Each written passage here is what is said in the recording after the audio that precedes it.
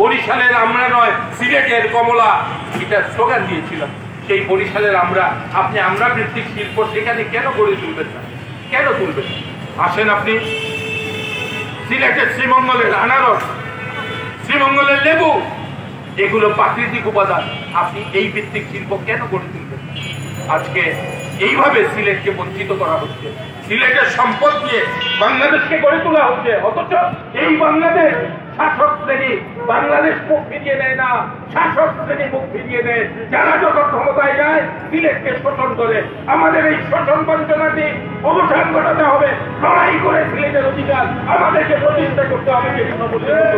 বন্ধুগণ, এই দাবিতে আজকে দুটি সংগঠন, মানুষের বুক সবচেয়ে বড় সমৃদ্ধ প্লেট তুমি নিয়ে যাচ্ছ, আমাদেরকে, আমার জনগণকে তুমি গ্যাসের উপকরণটা দিতে হবে। এই গ্যাসের প্রজ্বলিত শিখা বক্তব্য প্রধান অতিথির আগে 1 মিনিটে শেষ করে দিচ্ছি। আমার প্রধান অতিথির বক্তব্য পরে আজকে এবং ব্যানারের মতো দেখেছেন আমরা নবীগঞ্জ এবং বাহুবলে ঘরে ঘরে গ্যাস, নিরবচ্ছিন্ন বিদ্যুৎ এবং গ্যাস কূপের পার্শ্ববর্তী এলাকার জনগণের আমরা কর্মসংস্থান নিশ্চিতের দাবি জানিয়েছি। আপনারা ভাবতে পারেন যে এখন কেন আমরা এই গ্যাস আন্দোলন করলাম। আপনারা জানেন গত 15 সেপ্টেম্বর এই চলতি মাসের 15 তারিখ থেকে জাতীয় সঞ্চালন লাইনে বাহুবলের রশিদপুর তৃতীয় গ্যাস কূপ থেকে 80 লক্ষ ঘনফুট গ্যাস জাতীয় সঞ্চালন লাইনে সংযুক্ত হচ্ছে।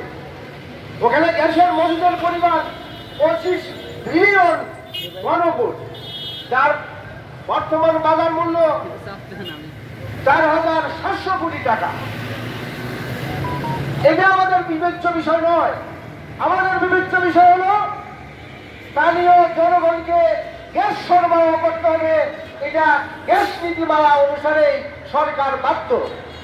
এই কারণে আপনি হাজার হাজার কোটি টাকার গ্যাস জাতীয় সঞ্চালনে আনেন, আমাদের কোনো বাধা ব্যথা নেই, আমাদের কোনো আপত্তি নেই। আমাদের দাবি যে অনবিলম্বে এই নবীগঞ্জে